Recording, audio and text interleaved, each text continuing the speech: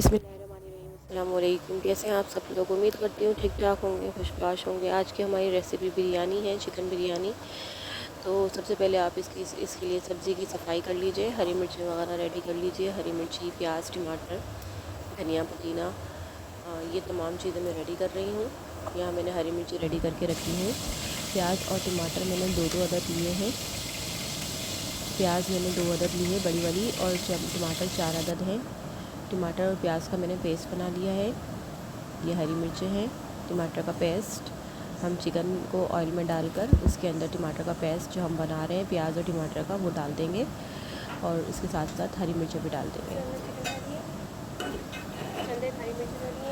हरी मिर्चें मैं सालन के शुरू में ही डाल देती हूँ ताकि वो अच्छी तरह से पक के गल भी जाए, नज़र भी ना आए खाने में, और खाना भी स्पाइसी हो जाए। यहाँ मैंने एक अदद छोटी सी प्याज लेकर उसको फ्राई करके रख लिया है। एक मैं अदद बिरयानी का साशे डाल रही हूँ। आप कोई सा भी यूज़ कर सकते हैं। इंस्टेंट बिरयानी के लिए साशे बेस्ट आइडिया है। कम टाइम हो तो चिकन बिरयानी बनाइए, बहुत कम टाइम में वो बन जाती है। चावल हमने बॉईल के लिए रख दिए थे, जब एक नहीं रह जाएगी तो हम इसे निकाल लेंगे।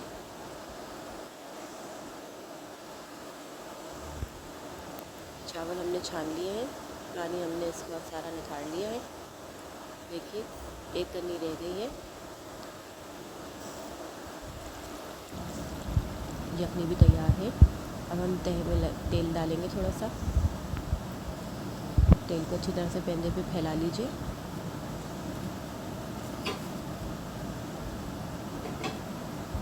इसके बाद इसके अंदर चावल डालिए।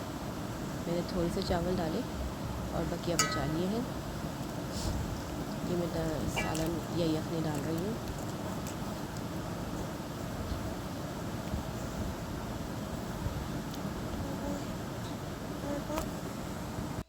इसके बाद हम चावल की दूसरी तह लगाएंगे। अच्छी तरह से इसकी बोटियों वगैरह को आप साइडों में फैला लीजिए ताकि सब एक जगह ना हो जाए, सब अलग अलग जगहों पर हों। ये हमने दूसरे चावल भी फैला लिए हैं,